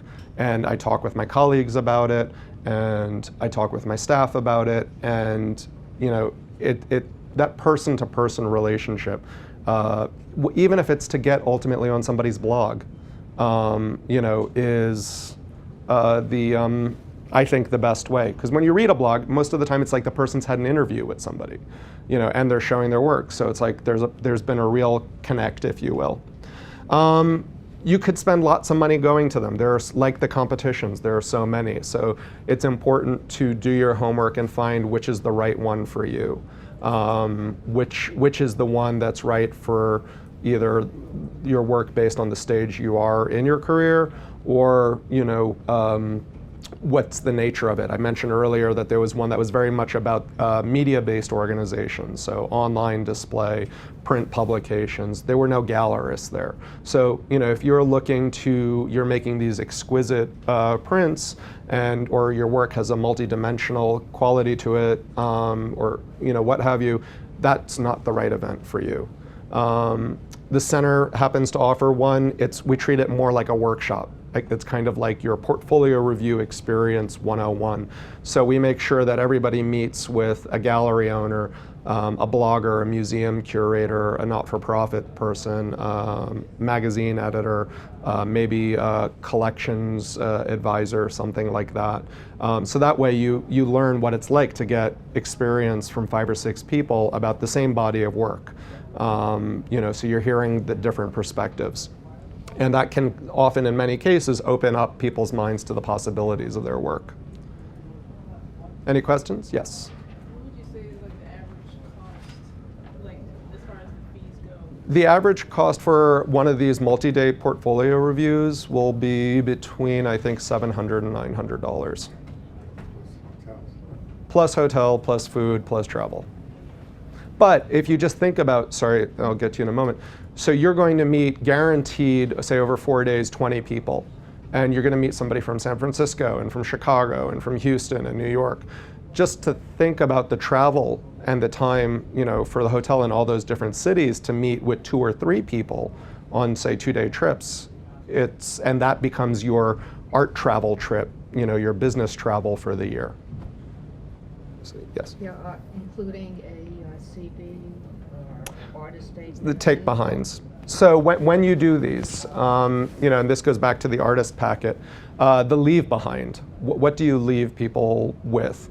I think piles of paper are dangerous, and I will say that I see a lot of my colleagues at the end of one of these things. You know, you stop by their hotel room and say, hey, it was nice to see you, and you look at their wastebasket and it's just full. And I feel bad. I'm like, you know, so the 2 things. One, ask somebody. Would they like you to leave something? Would they like something to take? So what to bring or present when you sit down for the portfolio review? I've had a few different things. I like to have a conversation. I like to hear from the person. I don't, you know, when I have somebody who hands me their artist statement and says, you know, read this because there's no point in my repeating it. I want to actually hear, you know, what's often referred to as your elevator speech. You know, get me excited about the fact that, like, all right, we're on the lobby, we're going to the 4th floor, so you've got about 15, 20 seconds to get me super excited about your work and want to, like, immediately get on my smartphone when we get off the elevator and look. So to hear a person articulate, even if it's just a sentence or 2, you know, for the past 15 years, I've been in the Chiapas, you know, photographing indigenous people and the way the modern world's impacting on them. I think if you are, and I was always mixed about, so is it, what do I think about presenting a self-published book? Right. I mean, one at a time. I think, again, when it comes to like you have 20 minutes with this person, do you want them to spend 20 minutes flipping through, you know, 200 images? Or do you want them to flip through a number of images and have a conversation with you and hear from them what they think about it? Because I've had people who have talked to me ad infinitum, and at the end of the 20 minutes, I'm like, well, I guess our time is up. You didn't really give me the moment. You know, you gave me so much work to look at, and you talked so much. I had no window to give you my impression. And I've had people say, "Oh, that's fine with me. I just wanted you to know about my work." You know, and I've had people where I've looked at 5 photographs, and we've talked about those 5 photographs for 20 minutes because they were so impacting. I think that self-published books are great. I think that I was at first suspect about how book editors would respond to them. And I've talked to a number of them from various publishers, and they've all kind of communicated that to show that you have a sense of how your work operates as a book, and that it's important to see a book. Everybody wants a book, but not every body of work needs to be or should be a book. So if the book format's appropriate to your work, you know, then by all means. I think I advise people to be careful about how many of those to produce and disseminate, because it can be expensive. So in terms of the leave behind, what you might want to leave with me after our meeting, I often talk to people about like a tier of things. So at the very least, leave them a business card. And what did I say should be on the business card? An image. Perfect. Your name, your website, your email. You know, you don't have to have all your particulars. I like to see like sometimes where somebody's from. I don't need to know where they live, but you know, Houston, Texas, Seattle, Washington, something along those lines that reminds me. But definitely website and a form of connecting with you, preferably an email address. After that, maybe it's a small booklet, maybe it's a DVD or a CD with images that has an image either on the disc or on the packaging, so I'll know it. And that can include images, PDFs of catalog essays, that can include a PDF of a resume, whatever you want to layer into there. It can include multiple projects, maybe even projects that I haven't seen, because you didn't want to use the whole time to show every single project. And then sometimes people will make, people have done all sorts of branding techniques, whether it be handcrafted little portfolios with like 10 images printed off of their desktop printer, so it's more like an artist book or, you know, an intimate thing. And these things do stay in your mind. I had somebody who, because it was relevant, he gave everybody this custom fabricated piece of chocolate, you know, that had to do with his project. You know, and you can also decide who you want to give what to. You know, so I think having a tier of things, it doesn't have to be, oh my God, I have to print, you know, at X number of dollars, all of these, you know. It's a lot of that. You know, how do you want to brand yourself? There's a guy, how many of you went to Photoville in Brooklyn last summer? Okay, so a few. Did you see the garden house? With the like little flower. So this is Argentinian, I think, or Brazilian photographer, artist who made photography gardens. So all different colored plants that had like the flowers. Instead of flowers are these plastic cameras and things. Well, he went all around PhotoFest last year in a gardener's uniform. In fact, he's always in this gardener's uniform. Whether it's ridiculously hot or ridiculously cold, he's always in this coverall uniform. It's him. And I talked to the folks at United Industries who organized Photophil, and they had done some dinners with him. And I mean, and he brings these things everywhere. And he had his book, his leave behind for the people he really liked was this like gardener's manual. I mean, it was written in the language of being a gardener. So he completely embodied his project. And I'm talking about it a year later. A few examples of portfolio reviews. Often portfolio reviews are embedded in larger festivals. Atlanta Celebrates Photography takes place in September, October. Is a month-long celebration of photography. It happens every year. PhotoFest happens every other year, though PhotoFest is active throughout the year, in March and April. So the next one will be in 2014. Look 3 happens every year in Charlottesville, oh God, West Virginia? No, South Carolina, right? Virginia, sorry. I should know because a lot of the people behind it are National Geographic photographers, and they're all down there. Look 3 is kind of taking over the city of Charlottesville with slideshows, with evening projections, workshops, pop-up exhibitions, etc. The New York portfolio review, it's the deadline unfortunately passed, but Jim Estrin, editor of Lens Blog at the New York Times, it's a free portfolio review. It was by portfolio acceptance. It's a 2-day event. Day 1 is for professionals. Day 2 is for students. I think it's like 18 to 27 is Sunday, and then Saturday is 27 and up. And they have a wonderful roster of people, but look out for that for next year. This is the very first year they're doing it. Palm Springs Photo Festival in Palm Springs, California.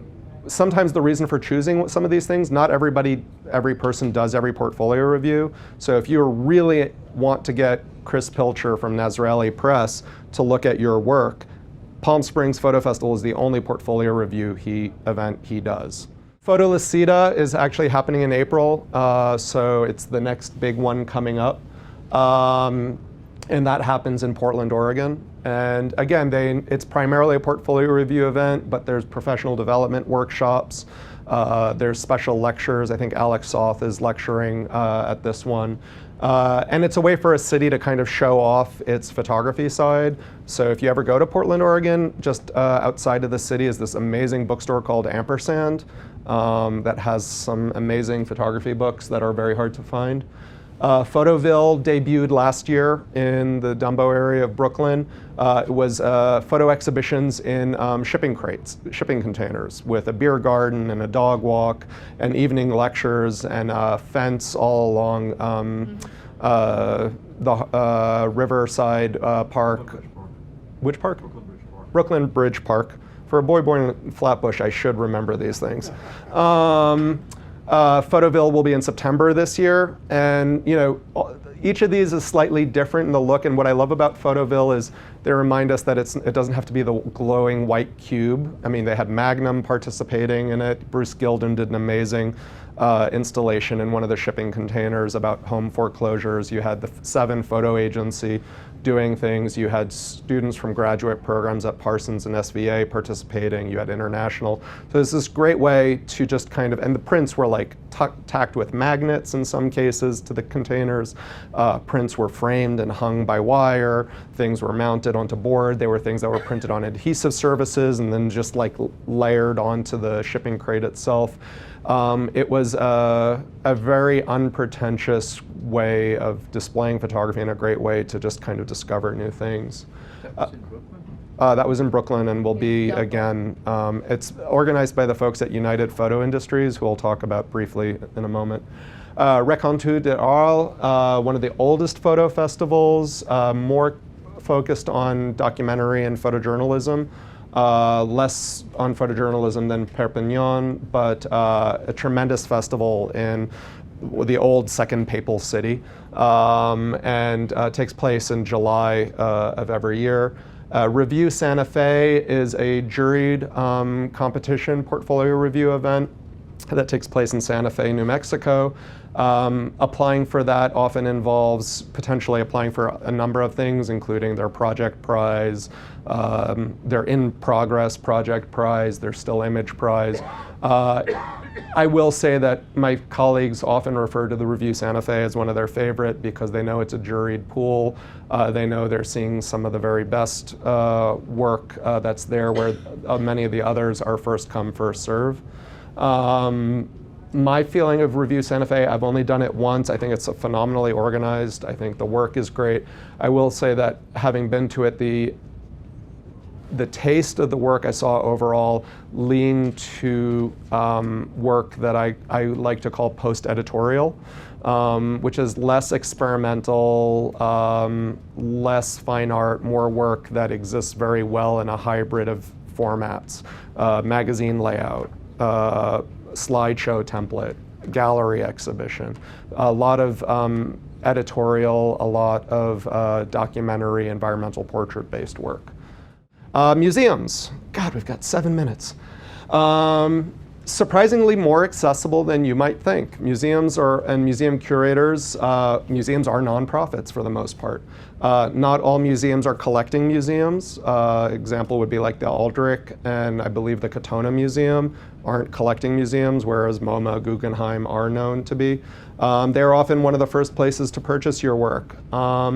They have a strong depth of resources, so as one career develops, they might be able to pull off a retrospective. I've been asked to pull off retrospectives for photographers in the past. I'm like, we're not capable of doing that. We're much better at like working with somebody scrappy in the beginning. And they are a great source for producing scholarship and publications about people's work. They will definitely want a discount when buying your work. The famous scene in PhotoFest with Ann Tucker, the photo curator of Museum of Fine Arts in Houston, she has two trustees to her left and her right from the photo acquisition committee, and the line of people in front of her just wraps around the hotel practically because everybody knows there's a chance that she might buy work. But she'll, and I've heard this more times than not, she'll say like 3 pieces and she'll say, well, I'll buy 2 of them, but in the third you'll give us a donation and you can name it in so-and-so's honor. Unfortunately, American tax code does not allow you to get the retail value of your donation. You can only take the production and material costs as a donation. Talk about wanting to live in Canada. Commercial galleries. They are businesses. I remember showing my portfolio as a young artist to a gallery, and she looked at the work and it was all about ethnic identity, and she said, I already have a Jewish artist, so no thank you. And it was like, huh? But what she said made total sense. I was making art in the early 90s about being, contemporary Jewish identity, and she was saying, I already got somebody who does this, and I'm not about to put 2 of the same thing on the shelf, right? It's nothing personal, it's nothing of, the way she said it, maybe, but I know her now and I know that's just her personality. And it was understandable. So looking at who's in the gallery's roster, looking at the type of work they show. If you do bold abstract color, you don't want to walk into the Howard Greenberg Gallery and show, pitch your work to the staff. If you are, and I will say galleries change their identities over the years. One of my favorite galleries is Yossi Milo. If you look at Yossi Milo Gallery from the late 90s to the mid 2000s to now, it's a very interesting evolution of the interests that Yossi and his staff have kind of shaped. They were much more eclectic and conceptual contemporary in the late 90s. Then it got very kind of surrealist within the real world, so very kind of dreamlike images of people we wouldn't normally see. And then most recently, this kind of tribute to 70s conceptualism and formalism that's been on display.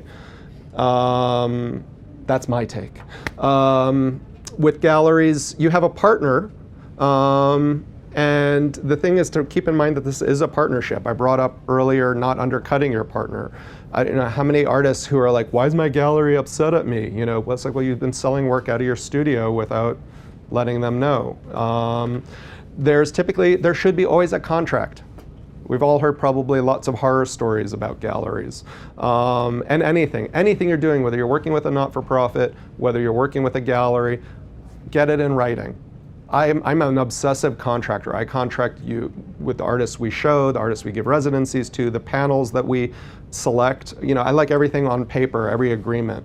So if you're dropping off work for a gallery to see, there's nothing wrong with handing them a drop-off letter and asking them to sign for receiving a portfolio of 10 prints or whatever you brought.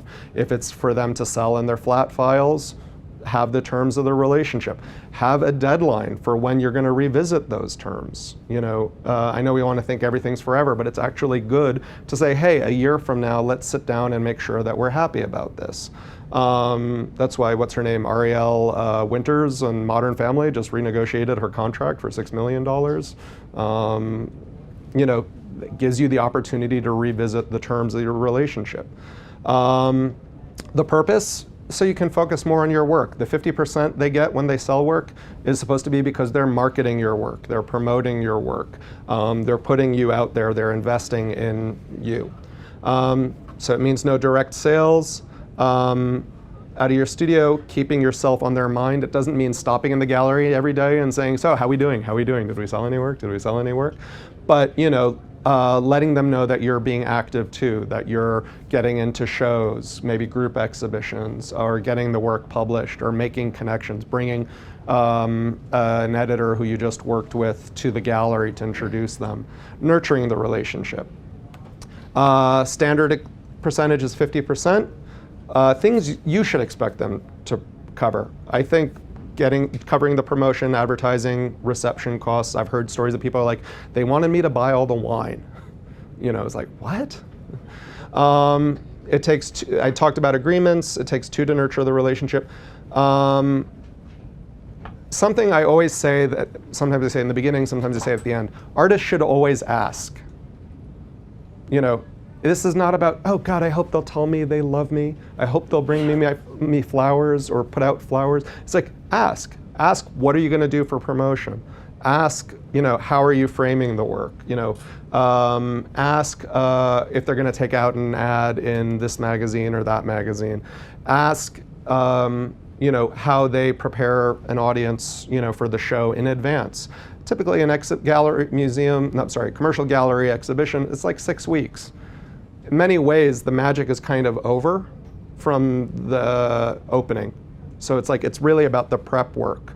So maybe hosting a studio visit in your studio for some of their special collectors, maybe a walkthrough with a collecting council from a museum. For example, Alison Nordstrom, curator of photographs at the George Eastman House, brings a collecting group, a group of members and patrons of the George Eastman House who pay a premium of support to the museum. And in return, they get things like special tours of artist studios or special conversations with gallerists. So making yourself available for things like that and using those relationships that maybe you built at PhotoFest or other portfolio review events for when you have that opportunity is a worthwhile thing. A few galleries, and the reason I picked these is just I want to give you a sense of geography. Foley Gallery and Sasha Wolf are both in the Lower East Side, where I love to get pickles and knishes. Clamp Art, Dan Cooney are both in Chelsea. Howard Greenberg Gallery is in Midtown. Yossi Milo is back in Chelsea.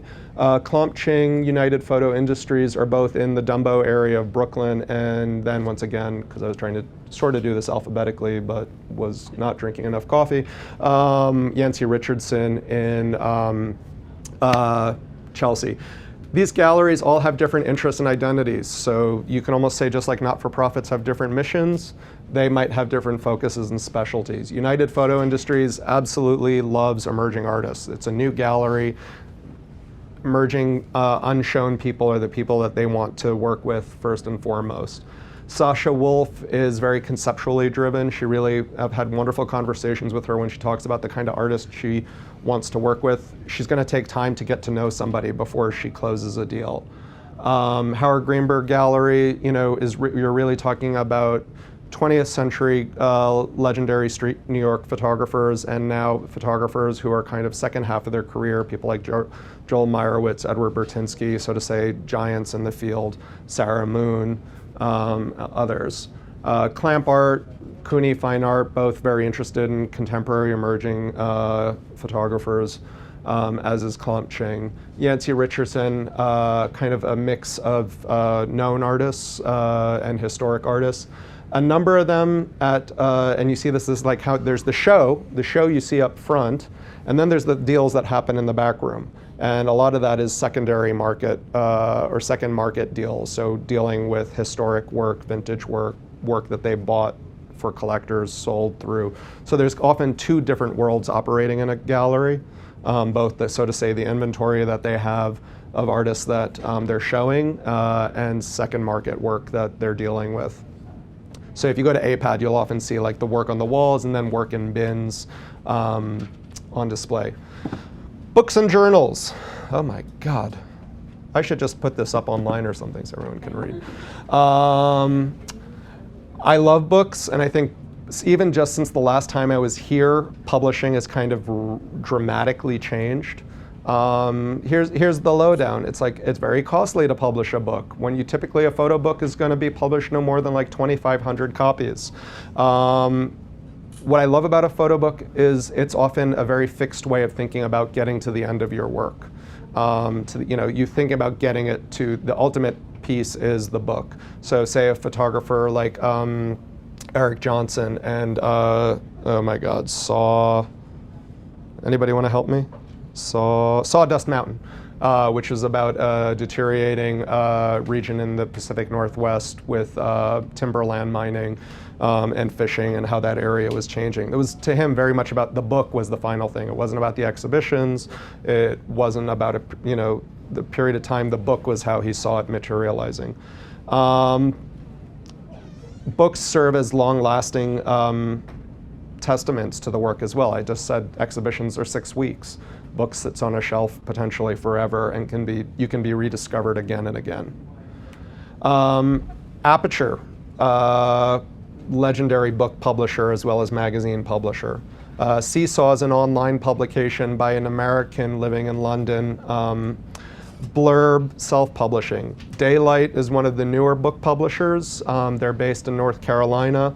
These were guys that started off by doing photo-based projects in Native American reservations in areas like Eastern Europe and the Middle East. Then they moved to doing a quarterly journal dedicated to documentary photography. Then they moved to podcasts, and now they're in book publishing. And Jeff Jacobson, who I mentioned earlier, is one of their spring releases. Lens Culture is a great blog by an American living in Paris. Lens Work is a print and DVD publication dedicated to fine art black and white photography. Nazreli, I mentioned earlier, is very highly crafted, not hand, but highly well-crafted books, typically printed in small runs. The roster always includes at least 3 Michael Kenna projects. New York Times Magazine has been one of the best places for discovering contemporary photography over the past 15 years. Kathy Ryan is a giant in the field in terms of identifying people, but also what she does, and this speaks to the curator, dealer, editor to the artist relationship. Kathy has pitched projects to people that have, like assignments, that have turned into decade-long explorations for artists. So as an editor, she really understands so many of the photographers she works with, what gets them excited, what motivates them. So when an assignment came for a story to photograph these fields that the FBI uses to examine what a body that's been under a lake for 10 weeks looks like, or what somebody under the bushes during a rainy season looks like, she called Sally Mann and said, I've got something that's great, you're gonna love it. And it totally set Sally Mann onto a direction with new work. Simon Norfolk, the same thing. She sent him to Italy to photograph these supercomputers that were being housed in former Renaissance era churches. That's kind of the great thing, that when you embellish in an editor or curator's mind who you are and what you're excited about, they can be a great collaborator and instigator for future projects. Next Level is a European magazine that often highlights internationally, on an international level, emerging photographers. PDN is a kind of an across-the-board amazing resource. Their viewership, readership is just bigger than any of us. Again, like how many people read and buy, Nazreli books or subscribe to Aperture compared to PDN, which is part of the Nielsen family. It's just, we're infants. So their market size is market share is enormous. Shots is an independently produced black and white publication that comes out 2 to 3 times a year. And then I wanted to highlight, with the self-publishing, rise of self-publishing, has become notable curators and individuals who are kind of becoming aggregates for this. So Larissa Leclerc, a photographer and curator, established the Indie Photo Book Library, where basically she invited photographers to send her their self-published books. She's not acquiring them, but she's committed to creating this library as a traveling resource. So when art fairs like the New York Photo Festival or Fotolicita or Photoville happen, she has collaborated with them and she brings a portion of the library there and people can come and browse. And she blogs about her experiences. And then people like Martin Parr, Magnum photographer from England, who travels to Washington, D.C., where she lives, makes an appointment to visit her house because he wants to look at some of the photography she's collecting. So this goes to that value of being in, so to say, the right hands. And Self-Publish Be Happy is based in England, and another huge advocate for self-published publications, highlighting them on their blog and emails. Grants and residencies. Okay. Nothing better than somebody paying you, giving you the money and the time to make your work. They can be genre specific, they can be cause specific, they can be specifically for people of certain ages, people of certain sexual preferences, they can be for tall people and short people. No, the last two are a lie. They can be for specifically dedicated to women. There's a residency or grant for people who are parents of children under the age of 18 to get funding to do work because somebody identified that population of artists as not being served and having a difficulty in producing their own work. They can be for long term, they can be for short term. There can be residencies where you travel to the other end of the world, and there could be residencies that, it's about just having access to a place or expertise during certain hours. The Aftermath Project, just to run through these quickly, is committed to people who are interested in telling the story of places after the last bullets were fired. So the communities that are impacted by violence and other forms of conflict. Blue Earth Alliance, like it sounds, environmental issues. Burn Magazine for emerging photography. Center, which I mentioned, their Photographers Fellowship. The Honickman First Book Prize is specifically about somebody who hasn't had their work published as a monograph. Giving you funding and money to hire a writer to collaborate and have your work published. And it's produced by the Center for Documentary Studies, so you're actually getting their staff's expertise in terms of book editing and layout and sequence. And one of our artists in residence, Gerald Gaskin, just won it. And he just sent me a picture of him with all his photographs on the floor working with the editors and staff at Center for Documentary Studies. So not only is he getting a book, but he's getting their time and expertise, so it's a wonderful relationship. Lightwork in Syracuse, New York, one of the most respected and regarded and now 40 years old residency programs. A lot of these places, once we do a residency with you, there's further involvements. There's exhibition, there's publication. So these in and of themselves are relationship cementing experiences. Yaddo and McDowell are more the artist colony model, which is different from the artist workspace model. These are places where you're given the time and the space and the community, but that's about it. At most, financially, they are deferring their fees to participate. But certainly the pedigree of these institutions, the collegial community that you're a part of, is really quite remarkable. Artist workspace model, which we follow, which Lightwork follows, involves providing artists with honorarium, travel support, food stipend. We cover the housing. We provide technical expertise. There's usually subsidized production costs for any of the things you're producing while with us. And NYFA Artist Fellowships, which the New York Foundation for the Arts, every year they mix up the group. So if photography is on an alternating year, it was this year, the deadline was in the beginning of January, it's a $7,000 grant to make your work. It's limited to artists living in New York State. You're being juried by New York State artists. The only requirement is you have to do a public presentation in a non-arts related situation. So giving a talk about your work in a library or to a community group, or doing some kind of public community service with the work, and then they give you the last like $800 or something. And then who needs to go to somebody else and ask them to give you money when you can raise it yourself? Kickstarter, Indiegogo, and Fractured Atlas are three of the crowdfunding resources that are out there. As I alluded to earlier with Kickstarter, it is owned by Amazon. When people contribute, it is not a tax-deductible donation. With Indiegogo and Fractured Atlas, it is. They are 501c3s that are actually putting you under their not-for-profit umbrella. The Indiegogo was not, at this point, a number of months ago, but they've gotten much better. So I'm actually a big advocate of them in that their media interface was not as sophisticated earlier as Kickstarter, and I thought Kickstarter was a lot better at getting people excited about your projects. The negative of Kickstarter is if you do not reach your goal, and you usually have 30 days, you don't get nothing. Indiegogo and Fractured Atlas, you keep whatever you raise. You can exceed your goal. Nobody gets that percentage. Kickstarter, I know, gets 11% of whatever you raise. So say you raise $20,000, somebody help me do the math, I don't know, they keep like $2,100 or something. Indiegogo and Fractured Atlas, I'm not 100% sure.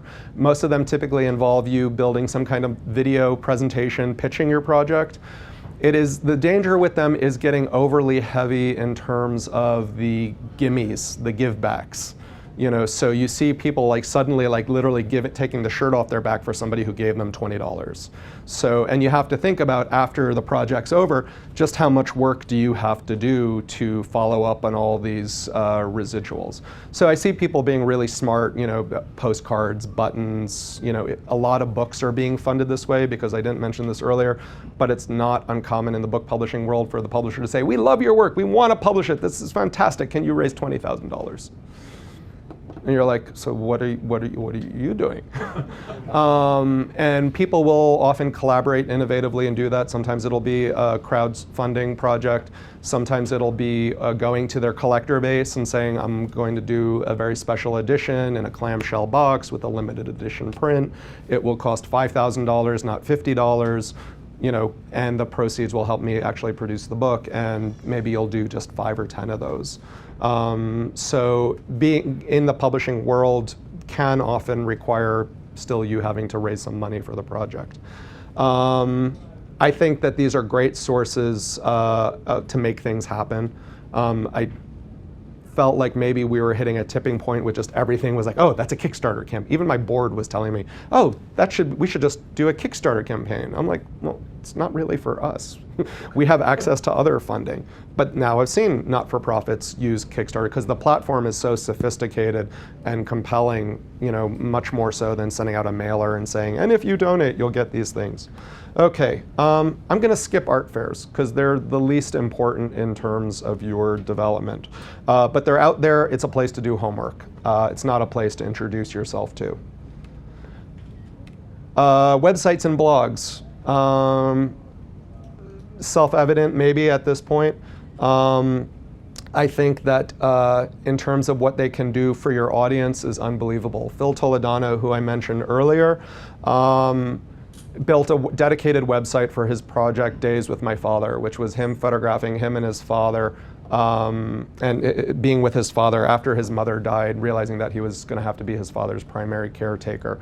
The website received, ungodly number, I think over 1 million visitors without him doing any marketing. This is just, he built it, he sent it out to say 100 friends, and it just spread. It got him a book deal with Chronicle, which has now, I think, been published in 11 different languages. He's had people write to him, and this is how it's gotten published in different languages. People have written to him and said, your words are so important. I live in Brazil. I want to translate it for you so there can be a Brazilian edition.